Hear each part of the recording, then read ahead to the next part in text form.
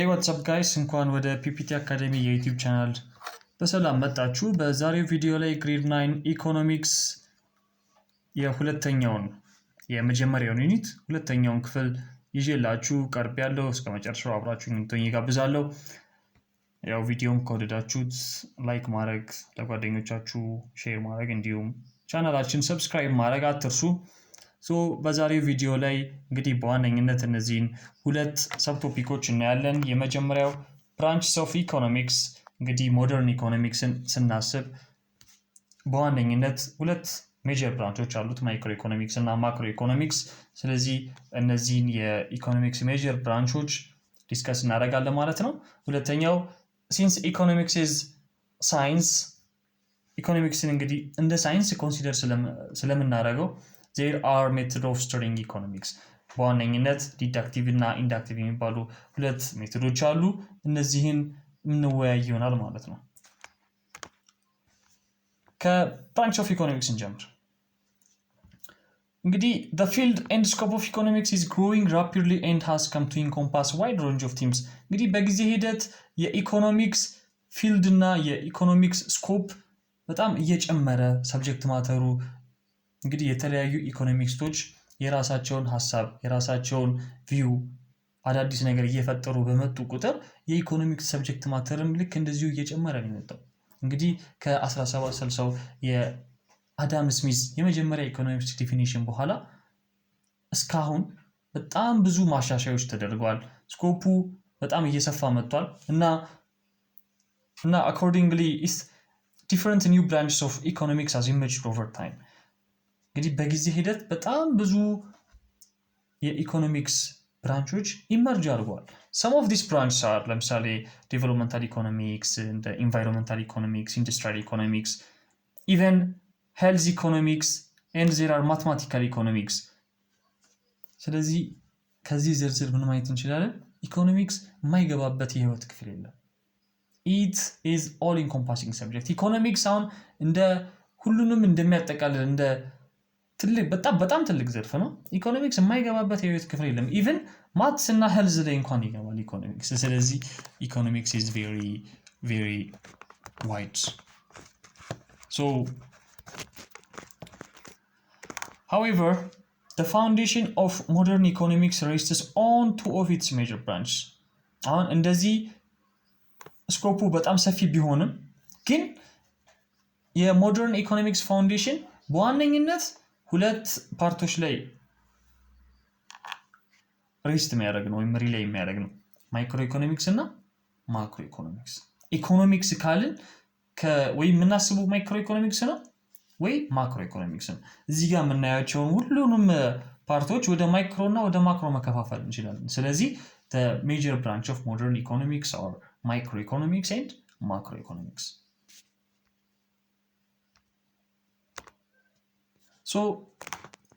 ማይክሮ ኢኮኖሚክስ እና ማክሮ ኢኮኖሚክስ ምንድነው ልዩነታቸው የሚለውን በደንብ አንደርስታንድ ለማድረግ እነዚህ በኮልመን ፎርም አድርገን ላይን ባይ ላይን ብናያቸው በጣም አሪፍ ይመስለኛል። the main difference between microeconomics and macroeconomics is that microeconomics always focus on individual economic units, whereas macroeconomics study the economy at its aggregate level. አሁን ማይክሮኢኮኖሚክስ ሁልጊዜም የሚያጠናው ምንድነው? ስለ ኢንዲቪጁዋል ኢኮኖሚክ ዩኒት ነው። ማክሮ ኢኮኖሚክስ ላይ ስንመጣ ግን እነዚህን ኢንዲቪጁዋል ኢኮኖሚክ ዩኒትስ አንድ ላይ አድርጎ ድምራቸውን ሰማቸውን ወይም ደግሞ አግሪጌት ኢኮኖሚን at aggregate level ላይ ነው የሚያጠናው ማለት ነው። ለምሳሌ ማይክሮ ኢኮኖሚክስ it deals with incomes, price and outputs of individual economic units። ለምሳሌ ኢትዮጵያ ውስጥ 115 ሚሊዮን ህዝብ አለ ብንል currently የማይክሮ ኢኮኖሚክስ ከነዚህ 115 ሚሊዮን ህዝብ አንዱን ነው መርጦ የሚያጠናው። ስለ አንዱ ሰውዬ ስለ ሚስተር ኤክስ ገቢ ሊሆን ይችላል። ሚስተር ኤክስ ምን አይነት ኢምፕሎይመንት ስታተስ ላይ ነው ያለው? የሚስተር ኤክስ የሚያመርተው አውትፑት ምንድነው? ለገበያው የሚያቀርበው ነገር፣ ከገበያው የሚገዛው፣ ከገበያው ጋር ያለው ኢንተራክሽን ምንድነው የሚለውን ነገር የሚያጠናው ማይክሮ ኢኮኖሚክስ። ስለማን? ስለ ሚስተር ኤክስ ብቻ ነው የሚያገባው። ስለሌላ ግለሰብም ካለ ልክ እንደዛው ሌላ ጥናት ከፍቶ ያጠናል እንጂ ስለ ሁለት ሶስት ሰዎች አንድ ላይ አያጠናም። So it always microeconomics studies about the economic feature of individual economic units. Macroeconomics ላይ ስንመጣ ግን የዚህ ተቃራኒ አሁንም ልክ እንደዛው በሀገር ደረጃ ብናየው ማክሮኢኮኖሚክስ አሁን ማይክሮ ላይ ስለ ሚስተር ኤክስ ከሆነ የሚያጠናው ማክሮ ደግሞ ስለ 115 ሚሊዮን ህዝቦች በሙሉ አንድ ላይ ነው የሚያጠናው ሁሉንም አንድ ላይ ለምሳሌ የኢትዮጵያ ህዝቦች በሙሉ አንድ ላይ የሚያገኙት ገቢ ምን ያህል ነው ምን ያህል አውትፑት ነው ፕሮዲዩስ የሚያደርጉት ምን ያህል ነው ኢንተራክሽናቸው ከማርኬቱ ጋር ሚሊዮን ነገር ነው የሚያጠናው ማክሮኢኮኖሚክስ ማለት ነው ስለዚህ macroeconomics always studies the economy at its aggregate level ይሆናል ማለት ነው ስለዚህ አሁን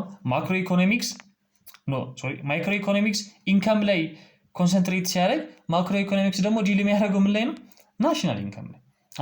ኢንካም ከሆነ ኢንዲቪጁዋል ኢንካም ነው የአንድ የግለሰብ ገቢ ማለት ነው ኢንካም ናሽናል ኢንካም ካልን ደግሞ የሀገሪቷ ገቢ ሀገር ማለት ህዝብ ነው አይደለ ስለዚህ ህዝቦች በሙሉ አንድ ላይ የሚያገኙት ገቢ ምን ያህል ነው ማለት ናሽናል ኢንካም ይሆናል ማለት ነው so the central problem of microeconomics are price determination and allocation of resource allocation of individual resources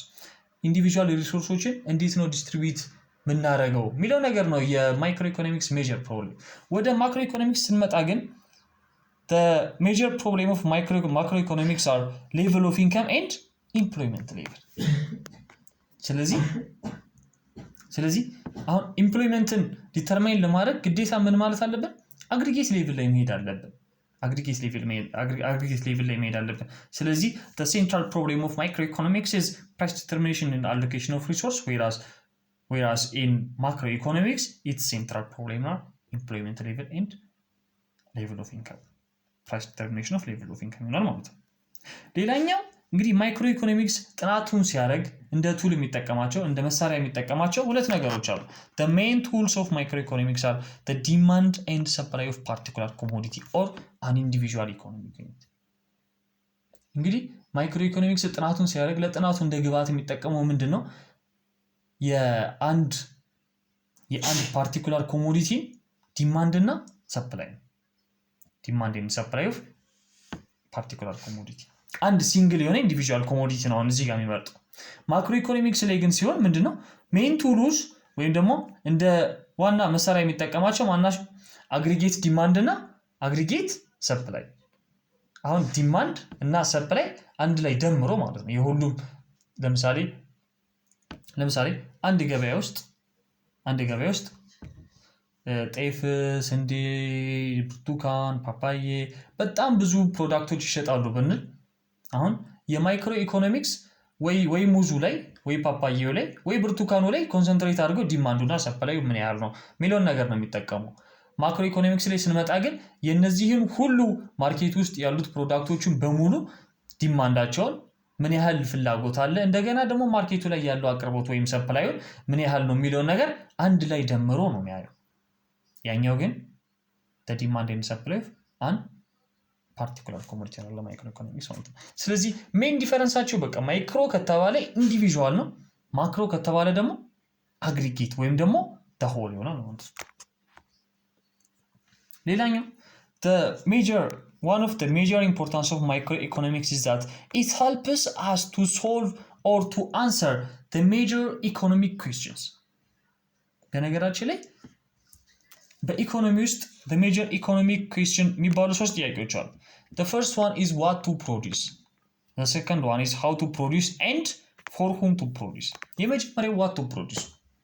አንድ ፕሮዲዩሰር አንድ ቢዝነስ ፊልም የሆነ ፕሮዳክት ማምረት ከመጀመሩ በፊት እነዚህን ሶስት ጥያቄዎች መመለስ አለበት የመጀመሪያው what to produce ነው ምንድነው ማምረት ያለብኝ ምንድነው ማምረት የምፈልገው ሚሊዮን ነገር ማወቅ አለበት it is also known as the problem of allocation of resource በመባል ይታወቃል በሌላ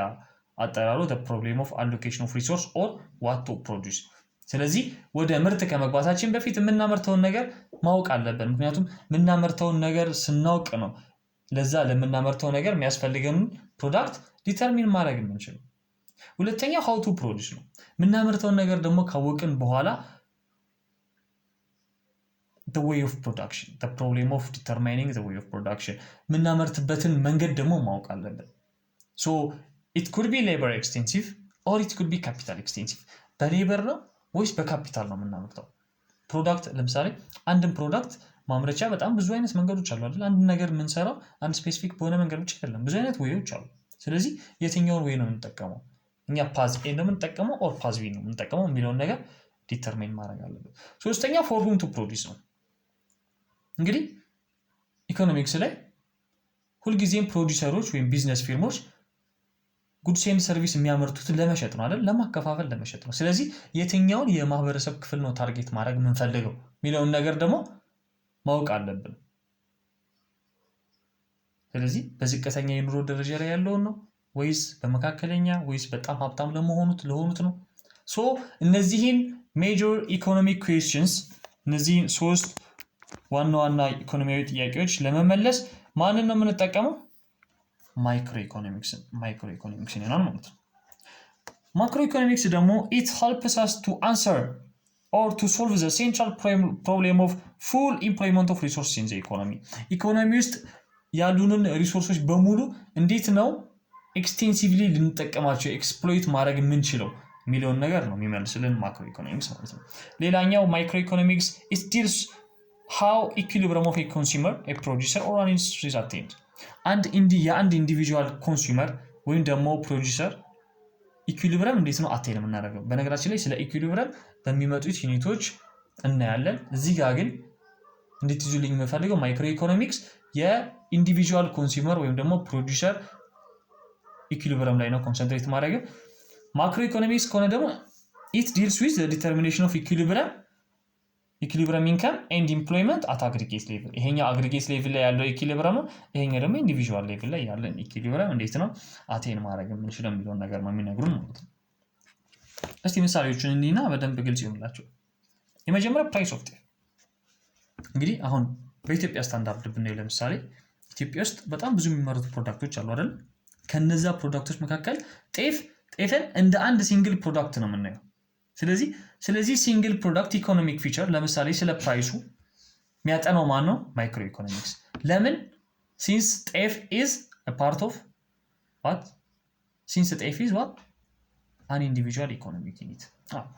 ኢኮኖሚ ውስጥ ካሉ ኢኮኖሚክ ዩኒቶች አንድ ኢንዲቪጁዋል ኢኮኖሚክ ዩኒት ስለሆነ ስለዚህ ኢንዲቪጁዋል ኢኮኖሚክ ዩኒት ኢኮኖሚክ ፊቸር የሚያጠናልን ደግሞ ማን ነው ማይክሮ ኢኮኖሚክስ ነው ማለት ነው ወደ ማክሮ ኢኮኖሚክስ ደግሞ ነው ለምሳሌ ይሄን ጨርሶ የማይክሮ ኢኮኖሚክስ መጀመሪያ ጨርሶ ኢንካም ኦፍ አበራሽ ለምሳሌ አበራሽን አሁንም ልክ በኢትዮጵያ ስታንዳርድ ብናየው ኢትዮጵያ 115 ሚሊዮን ህዝቦች አሉ አበራሽ ከ115 ሚሊዮን ህዝብ ውስጥ አንድ ኢንዲቪጁዋል ፐርሰን ናት ስለሷ ኢንካም ስለሷ ገቢ የሚያጠናው ማን ነው ማይክሮ ኢኮኖሚክስ ምክንያቱም አበራሽ is an individual economic unit in the ኢኮኖሚ ውስጥ አንድ ኢንዲቪጁዋል ኢኮኖሚክ ዩኒት ስለሆነ ማክሮ ኢኮኖሚክስ ላይ ጂዲፒ ኦፍ ኢትዮጵያ ለምሳሌ መጀመሪያ ጂዲፒ ማለት ምንድነው GDP is the value of all final goods and services that are produced in a country with a given year በአንድ አመት ውስጥ በአንድ ሀገር ውስጥ ማለት ነው አንድ ስፔሲፊክ በሆነች ሀገር ውስጥ በአንድ አመት ውስጥ ተመርተው ያለቁ ፋይናል ጉድስ ኤንድ ሰርቪስ አጠቃላይ ዋጋቸው ሲደመር የሚሰጠን ቫልዩ ነው ጂዲፒ የምንለው ስለዚህ ጂዲፒ ምንድነው የኢንዲቪጁዋል ኢኮኖሚክ ዩኒትስ ወይ ደግሞ የኢንዲቪጁዋል ኢኮኖሚክ ፕሮዳክት ድምር ውጤት ነው ማለት ነው which is what ማክሮ ኢኮኖሚክስ ወይ ደግሞ ኢኮኖሚ at aggregate level ስለዚህ ስለ ጂዲፒ የሚያጠናው ማለት ነው ማክሮ ኢኮኖሚክስ because what macro GDP is an economic phenomena at aggregate level ላይ ያለ ኢኮኖሚያዊ ፌኖሜና ስለሆነ ጂዲፒ ማለት ስለዚህ ሲምፕሊ የማክሮ ኢኮኖሚክስ እና የማይክሮ ኢኮኖሚክስ ልዩነት በዚህ ወይ መረዳት እንችላለን ሌላኛው methods and approach of studying economics እንግዲህ ኢኮኖሚክስ ሳይንስ ነው ብለናል so since economics is a science always science ደግሞ ነገሮችን የሚያጠናበት የራሱ መንገድ አለው so there are methods of studying economicsን ለማጥናት የምንጠቀምባቸው ሜቶዶች አሉ ከነዚህ መካከል ሁለቱን ዲዳክቲቭ እና ኢንዳክቲቭ የሚሉትን ነው የምናየው ግን what is the fundamental objective of economics የኢኮኖሚክስ ዋነኛ ዓላማው ምንድነው ዓላማውን ስናይ ልክ እንደ ሳይንስ ልክ እንደ ማንኛውም ሳይንስ like any science the fundamental or the main objective of economics is the foundation of valid generalization about a certain human behavior የሆነ ስለሆነ ፌኖሜና ስለሆነ ኢሹ ጀነራል የሆነ ወይም ደግሞ ቫሊድ የሆነ ጀነራላይዜሽኖችን መስጠት ነው የኢኮኖሚክስም ዓላማ ልክ which means እነዚህን valid generalizations ምንላቸዋለን these valid generalizations are known as theories so the main objective of economics is providing what economic theories ስለዚህ የኢኮኖሚክስ ዋና ኦብጀክቲቭ ምንድነው ኢኮኖሚያዊ ቲዮሪዎችን ፕሮቫይድ ማድረግ ነው so we can define theory as a simplified picture of reality theory ማለት የሪያሊቲ simplified picture ነው ብለን ዲፋይን ማድረግ እንችላለን so the main objective of economy is providing economic theory and this economic theory which are provided by economics help us to proceed on economic analysis and they help us to use logical reasoning በኢኮኖሚ ፕሮቫይድ የሚደረጉት ኢኮኖሚክ ቲዮሪዎች ለምንድን ነው የሚጠቅሙት ኢኮኖሚውን አናላይዝ ለማድረግ ነው ኢኮኖሚውን ለማብላላት ኢኮኖሚውን አንደርስታንድ ለማድረግ ነው የምንጠቀምባቸው ሶ ይሄን ኢኮኖሚ አንደርስታንድ ስናደርግ ደግሞ ሁለት መንገዶችን እንጠቀማለን during economic analysis we use inductive or deductive logical reasoning እንግዲህ በሎጂክ ፋሚሊያር ከሆናችሁ እስካሁን አላውቅም ግን ሁለት አይነት ሎጂካል ሪዝኒንጎች አሉ ዲዳክቲቭ እና ኢንዳክቲቭ ይባላሉ first what is deductive method so the deductive reasoning method always proceeds from general to particular from general to specific የዲዳክቲቭ ሜተድ ከጀነራል ወደ ምንድን ነው የሚመጣው ወደ ስፔሲፊክ ወይም ደግሞ ጀነራል ከሆነው አሰምፕሽን ከሆል ወደ ስፔሲፊክ ካንድ ከትልቁ ወደ ትንሹ ማለት ነው it involves reasoning from certain principles to analysis of specific facts and certain የሆነ ምንድነው assumption አለ general assumption ያንን general assumption በመጠቀም specific ወደ ሆነው observation ወይም ደግሞ specific የሆኑ ፋክቶችን ፕሩፍ ወደ ማድረግ ነው የሚመጣው so in effect it enables one to arrive at a particular conclusion starting from general statement and ትልቅ ከሆነ ዛፍ ተነስተን ወደ ቅርንጫፎቹ መሄድ ማለት ነው ከዛፍ ወደ ቅርንጫፍ ማለት እንችላለን so ለምሳሌ ማን is mortal አሁን በነገራችን ላይ ማን is mortal አበበ ይዘማ therefore አበበ is mortal ይሄን አርጊውመንት እንለዋለን በሎጂክ አርጊውመንት እንለዋለን እና ማን is mortal እና አበበ is a man የሚሉት ስቴትመንቶች ፕሬሚስ ይባላሉ which means ለኮንክሉዥኑ ወይም ደግሞ አበበ is mortal ከtherefore በኋላ ያለው ስቴትመንት ሁሉ ጊዜ ኮንክሉዥን ነው ለዚህ ኮንክሉዥን ምክንያቶቹ ማናቸው ማን is mortal እና አበበ is man አንደኛ የሰው ልጅ ሟች መሆኑ ነው ሁለተኛ ደግሞ ሰው አበበ መሆኑ ስለዚህ እነዚህ ሁለቱ ትሩ ከሆኑ ምን ይያልን ነው አበበ is mortal አበበ ሟች ነው ይያልን ነው ማለት ነው ስለዚህ always from general to specific ስንመጣ ማንን ነው የምናየው ዲዳክቲቭ ሜተድ ነው የምናየው ሶ አሁን እዚህ ጋር ማለት የሰው ልጅ ሟች ነው የሚለው የሰው ልጆችን እንደ ጀነራል ነው የሚያቸው ልክ እንደ ቅርንጫፍ ማለት ነው ስለዚህ የሰው ልጅ ሟች ነው አለ የሰው ልጅ የሆነውን አበበም መሆን አለበት አይደል ምክንያቱም አበበም የሰው ልጅ ስለሆነ የሰው ልጅ ሟች ከሆነ አበበም ሟች መሆን አለበት በሚለው እናያለን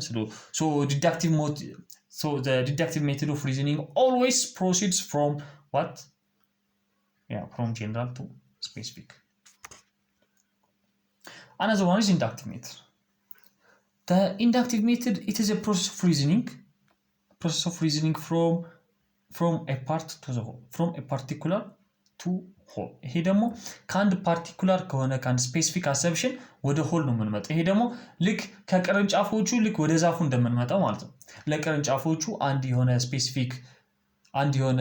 ባህሪ እንሰጥና ቅርንጫፎቹ እንደዚህ አይነት ባህሪ ስላላቸው ዛፉም እንደነሱ ልክ እንደዚህ አይነት ባህሪ ይኖራል ብለን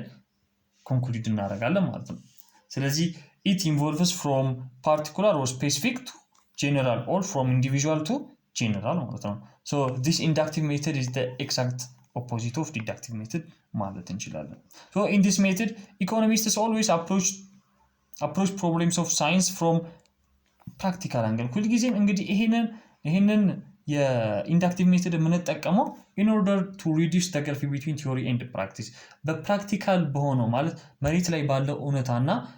ደግሞ ወረቀት ላይ ባለው ቲዮሪ መካከል ያለውን ልዩነት ለማጥበብ የምንጠቀምበት ሜተድ ነው ኢንዳክቲቭ ሜተድ የምንለው።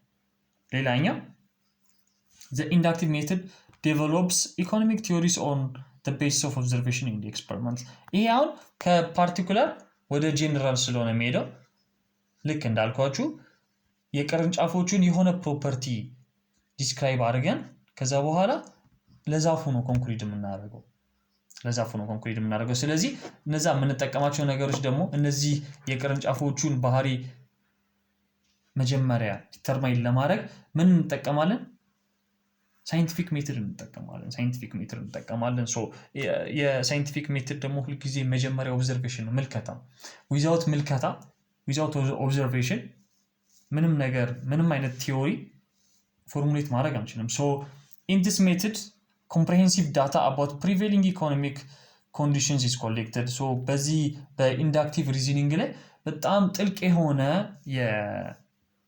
የኢኮኖሚክ ኮንዲሽኑን የኢኮኖሚያዊ ሁኔታውን ሊገልጽ የሚችል መረጃ እንሰበስባለን እና መጀመሪያ ሁልጊዜም ሳይንቲፊክ ሜተድ የሚጀምረው ከኦብዘርቬሽን ነው ብያቸዋለሁ። ምልከታ ካረግን በኋላ ጥያቄ እንጠይቃለን። what is the economic problem ምንድነው ችግሩ የሚለውን ነገር አይደንቲፋይ እናደርጋለን። then after identifying the problem we will start to collect data ስለ ኢኮኖሚክ ፕሮብሌሙ ዳታ መሰብሰብ እንጀምራለን። ምንድነው ችግሩ የሚለው ላይ ማለት ነው። then አሁን የኢኮኖሚክስ ዋነኛ ታርጌቱ ምንድነው ብለናል በመጀመሪያ ቪዲዮ የምታስታውሱ ከሆነ ኢኮኖሚያዊ ችግሮችን ሶልቭ ማድረግ ነው። so the major objective of economics is in order to solve economic problems in order to accomplish or in order to provide the procedures of solving these economic problems we study economicsን የምናጠናው እነዚህን ኢኮኖሚያዊ ችግሮች ለመፍታት የሚጠቅመንን ፕሮሲጀር ፕሮቫይድ ለማድረግ ነው። ስለዚህ እነዚህን ፕሮሲጀሮች ደግሞ ፕሮቫይድ ለማድረግ ምን ማድረግ አለበት? ሃይፖቴሲስ ወይም ደግሞ መላምልት ማስቀመጥ አለብን። አሁን ቅድም ስላልነው ኢኮኖሚክ ፕሮብሌም ይሄን ኢኮኖሚክ ፕሮብሌም እንዴት ነው ሶልቭ ልናደርገው የምንችለው በዚህ መንገድ ነው ብለን መጀመሪያ የራሳችን መላምልት እናስቀምጣለን። ዘን ፕሩቪንግ ሃይፖቴሲስ መላምልታችን ደግሞ እናረጋግጣለን፣ ፕሩቭ እናደርጋለን ቤዝድ ኦን ኦብዘርቬሽን ኤንድ ኮሌክትድ ዳታ በሰበሰብነው ዳታ እና በኦብዘርቬሽናችን ነው እንጂ በመሰለን አይደለም ዝም ብለን ፕሩቭ የምናደርገው። ከዛ በኋላ ትክክል ሆኖ ካገኘነው ሃይፖቴሲሳችን ምን ይሆናል? ለኢኮኖሚክ ፕሮብሌሙ ሶሉሽን ይሆናል። ካልሆነ ደግሞ ድጋሚ ሌላ ሃይፖቴሲስ ፎርሙሌት አድርገን ሌላ ግምት ገምተን ደግሞ ድጋሚ ግምታችንን ወደ ማረጋገጡ ነው የምንሄደው ማለት ነው። አንድ ኤግዛምፕል እንይስ። ለምሳሌ during harvest period one may observe that the price of grain decrease እንግዲህ ሰብሎች በሚሰበሰቡበት ይሄ ወቅት በኢትዮጵያ ከጥቅምት እስከ ህዳር ባለው ወቅት የሰብሎች ዋጋ ወይም ደግሞ የእህል ዋጋ ይቀንሳል። ይሄ አንድ ምልከታ ነው። መቀነሱን ማስተዋል ኢንቫይሮንመንታችን በስነስርዓት ማስተዋል አንዱ ምልከታ ነው። ስለዚህ ምክንያቱ ምንድነው? የፕራይስ መቀነስ የፕራይሱ መውረድ ምክንያቱ ምንድነው የሚለውን ለማረጋገጥ ምንድነው እዚህ ጋር የተቀመጠው ሃይፖቴሲስ ነው። so this may be associated with an increase in the supply of grain at that time of the year ይሄ አሁን አንድ ራሱን የቻለ ሃይፖቴሲስ ነው። ይሄ የሆነበት ምክንያት የሰብሎች ዋጋ በዚህ የዓመት በዚህ ፔሪድ ወይም ደግሞ በዚህ ጊዜ የሚቀንሰው ምናልባት በዛ ጊዜ ወይም ደግሞ ከጥቅምት እስከ ታህሳስ ባለው ጊዜ የሰብሎቹ ሰፕላይ ወይም አቅርቦት ስለሚጨምር ነው። ሶ ለፕራይሱ መቀነስ ሪስፖንሲብል የሆነው ማን ነው ማለት የአቅርቦቱ መጨመር። ሶ ይሄንን ምን እናደርጋለን? ዳታ ሰብስበን ኤክስፐሪመንት ሰርተን ፕሩፍ ካደረግን እንግዲህ ሰፕላይ ስለሚጨምር ነው ዋጋቸው የሚቀንሰው ብለን ኮንክሉድ እናደርጋለን ማለት ነው። ስለዚህ ኢንዳክቲቭ ሜተድ ይሄን ይመስላል። ባጭሩ አብራችሁኝ ስለነበራችሁ አመሰግናለሁ። ያው ቪዲዮውን ከወደዳችሁት ላይክ ማድረጋችሁን አትርሱ። ሰብስክራይብ በማድረግ ቤተሰብ መሆን ትችላላችሁ። እንደገና ደግሞ አዳዲስ ቪዲዮዎችን ስትለቅ ቶሎ ኖቲፊኬሽን እንዲደርሳችሁ የኖቲፋይ በተኗን መንካታችሁን አትርሱ። አመሰግናለሁ።